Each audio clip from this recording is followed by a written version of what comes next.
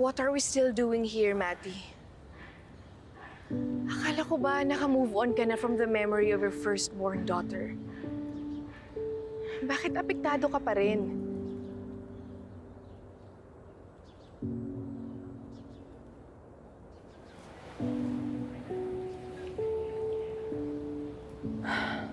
Today is a special day. It's Lily's birthday. She would have been 26 kung nabubuhay siya.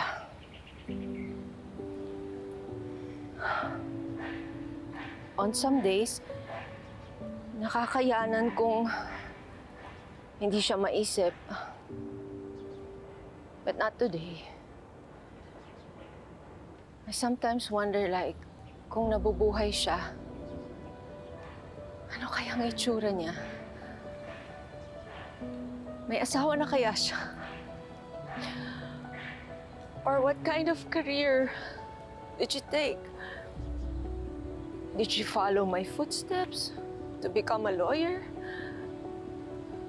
Kamusta na kaya siya ngayon?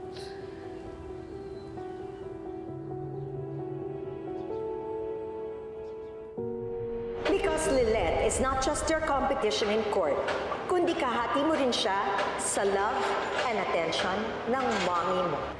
Si Lilette at si Lily ay iisa lamang. Matty, I know that it's painful to hear this, but Lily is gone.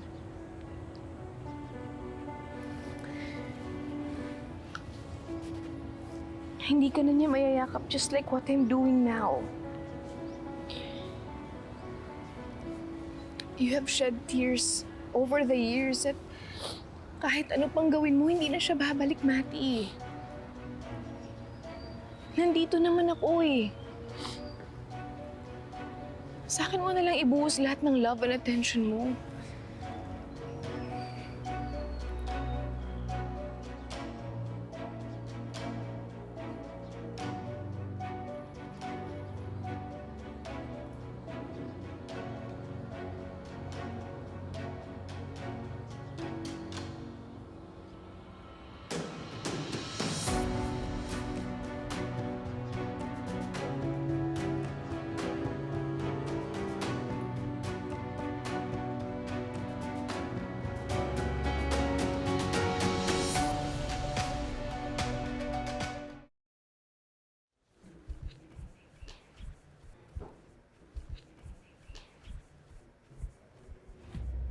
Attorney Ira, pwede ba tayong mag-usap?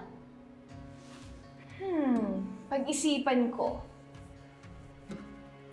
Sorry, not interested. Nasaan yung counter affidavit ng client sa cyberbullying case? Mukha bang lost and found tong cubicle ko? Ba't sa akin mo hinahanap? Eh, di ba ikaw na nga yung inassign para mag-submit nun yesterday? Oh no. Does this mean na hindi mo na ipasa kahapon? That's a very serious offense, Attorney Matias. Huwag ka nang magmaang-maangan. Alam ko naman na ikaw lang yung gustong manabutahe sa akin dito sa Keystone eh. At talagang kinantsaba mo pa si Trixie para tulungan ka? Ano, kayong dalawang kumuha ng file? I don't know what you're talking about. Wala akong kinukuha sa'yo. Now, get the hell out of my office bago ba ako matuloy yung mapikon sa'yo at kasuhan pa kita ng slander. Kung wala kang kinuha, eh ano to? Ano ba? Akin na nga! Hindi mo pwedeng kunin to! Hindi! Akin to! Hindi mo pwedeng kunin to! Hindi! Ibigay mo sa akin yung let! Itong magpapatunay na ikaw talaga yung kumuha ng file. Alam mo, sobrang dami mo ng kasalanan sa akin, ipinalagpas ko lang. Sisiguraduhin ko na mananagot ka sa pananabutahe mo. Oras na para pagbayaran mo lahat ng kasalanan mo sa akin. Sabi na hindi pwede kaya akin to eh! Bitawan mo! Hindi, bitawan mo to! Akin to! Lilet! Ano ba? Akin! Hindi nga sa'yo to! Ano ba? Nera, tama na yan! Ba't pa kayo naglarambulan para sa isang folder? Eh marami ba doon sa supply cabinet? Ito yung nawawalang counter affidavit, Attorney Kurt. Siya yung kumuha. Ha? Ganun ba? Huwag ka nang makialam dito, Attorney Ira. Amin na tong folder. Hindi nyo nga pwedeng kunin yan! Ano ba? Akin na! Hindi!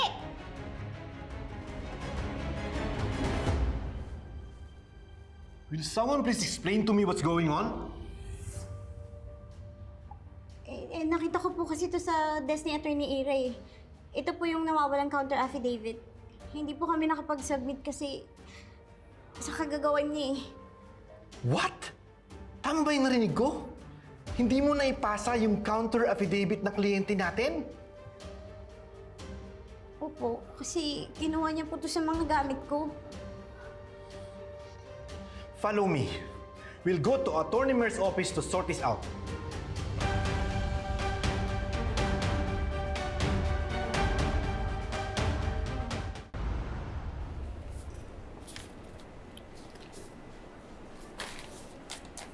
Hi, we have a 10 o'clock appointment with Dr. Valdez. Yes po, Mrs. Engano. Yes, that's right. Please wait lang po. Paging Mrs. Patricia Engano, please proceed to the nurse's station on the 3rd floor. Bakit kaya ako pinipage? Paging Mrs. Patricia Engano, please proceed to the nurse's station on the 3rd floor. Yes, do you have any idea bakit nila ako pinipage? No, ma'am. Okay. Iwan ko muna sa'yo yung asawa ko, ha? Aakit lang ako dun sa 3rd floor. Sige Paging po, Mrs. ma'am. Patricia Okay. Engano, please proceed to the Here, I'll nurse's be back. station on the 3rd floor.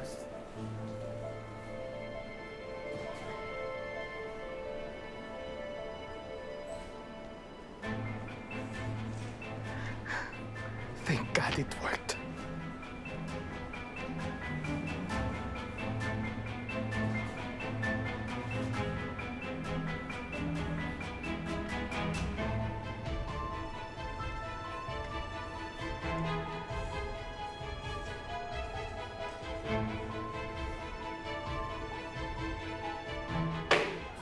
Ay, sorry, pasensya. Miss, sorry, natapon po yung kape. Baka po may madulas. Baka pwede kayong tumawag ng tagalinis o tagapunas. Sige po, hahanap lang po ako ng pamunas. Sorry, sir, sorry. Nakaabang na yung sasakyan ko sa labas. Bilisan na natin bago bumalik si Patricia.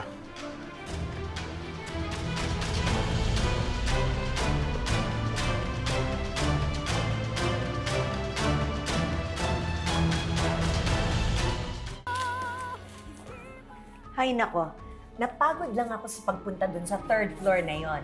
Alam mo, pagpunta ko doon, wala na yung naghahanap sa akin. Weird! Sa loob na ba yung asawa ko? Check up na ba siya? Po? Pwede bang sumama ako sa kanya sa loob? Ma'am, wala pa po sa loob ang asawa niyo. Ha? Paanong wala? Di ba nga biniling ko siya sa'yo dito dahil pumunta ako sa 3rd floor? Ang akala ko po, sinama niyo po siya palabas ng clinic. Paano mangyayari yon? Hindi ko pwedeng gawin yun. Pumunta nga kasi ako ng 3rd floor. Nasaan na yung asawa ko? Ma'am, hindi ko po alam kung nasaan ang asawa niyo. Nasaan na si Ramir? Ano nangyari sa kanya? Mabuti pa, ma'am, itawag po natin yun. Sige, bilis!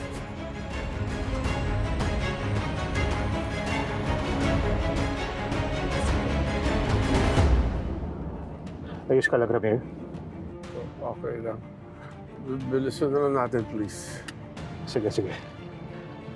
Sana nga lang hindi matraffic papunta doon sa bahay ni na Lilet. Hindi. Wala na siya sa bahay. Doon natin siya punta sa opisina. Sigurado doon siya. Alright. I'll take you doon sa bago nilang opisina, sa Keystone Law Firm. Keystone? Yes, Keystone. Nag-form ng bagong partnership yung dating firm ni na Lilet at saka yung legal NGO ni Meredith. Well, they work together now. Mas mabuti kung gano'n. Sabay ko silang makakausap ng pareho. Malalaman na nila. Totoo. Sige. Si Ramir, asawa ko yan. My God! Kilala niyo ho ba yung lalaki? Si Evan. Abogado namin yan, family friend. Kumpare siya ng asawa ko. Mukha namang walang sign na pinilitan ngayon ng mister nyo, ma'am. Kita naman ho sa video na mahinaon silang nag-uusap ng lalaki at hindi nag-resist ang asawa nyo na sumama. Pero paano nangyari yun? Akala ko all this time, hindi pa nakakapagsalita si Ramir. Hindi pa siya magaling. Narinig ko sa hallway na merong nag-uusap dito. Ako yung narinig mo, Patricia, sa phone. Mga buwisit sila. Pinagplanuhan nila to. Ma'am, pasensya na ho. Wala na ho kaming magagawa kung kusang sumama ang asawa nyo dun sa lalaki. Bakit hindi nyo na lang ho sila kontakin? May idea po ba kayo kung saan sila pupunta? Baka this is your Tito Spanky. Sandali lang. We're gonna be late. Come on. I'm just trying to... Hello?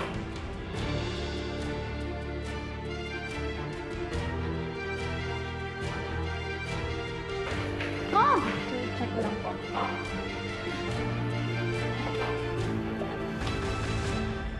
Meredith? Ramir?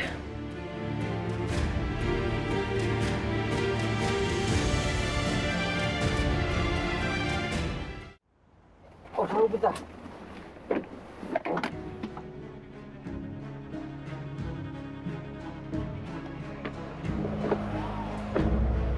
Sandali!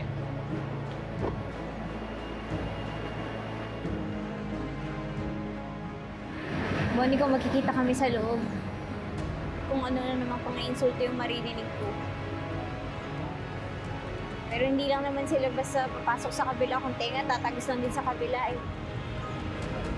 Bumapaw na sila.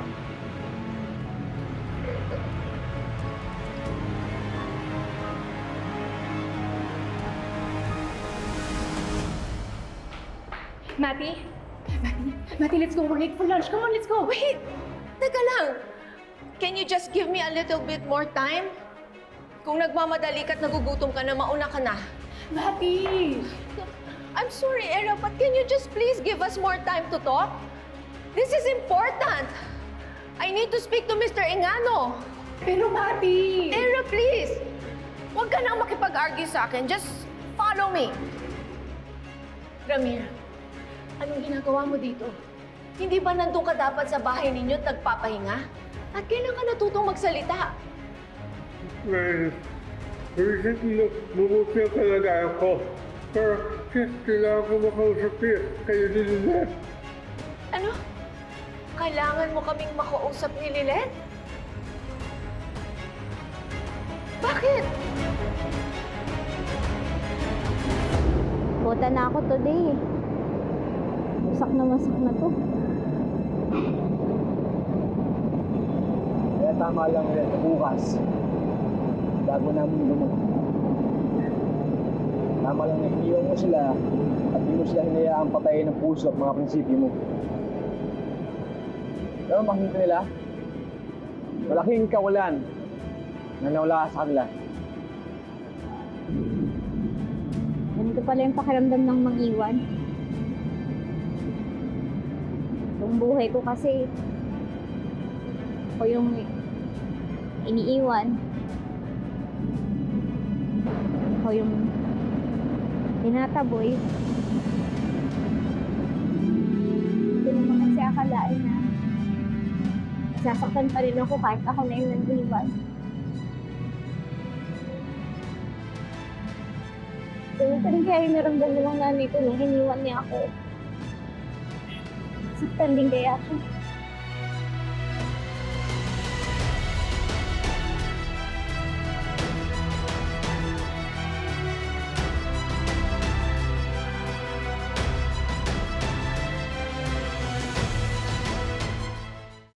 Meredith, Wala na ho si Lilith dito. Nagsasayang lang kayo ng oras sa pagpunta, kaya please, excuse us kasi meron pa po kaming lakad ng mommy ko. Era, don't be rude! Hayaan mo siyang magsalita. Sige, Ramir, sabihin mo, bakit mo kami kailangang kausapin ni Lynette? Is that so important na kailangan mo pang pumunta dito para lang sabihin sa akin ang gusto mong sabihin sa amin ni Lynette? Meredith, I tried to tell you this before. Sobrang importante kaso inatake ako. Ramir, would you like me to explain? Meredith, kailangan mo malaman. Ikaw ang tunay na nanay ni Lilith. Anak mo si Lilith!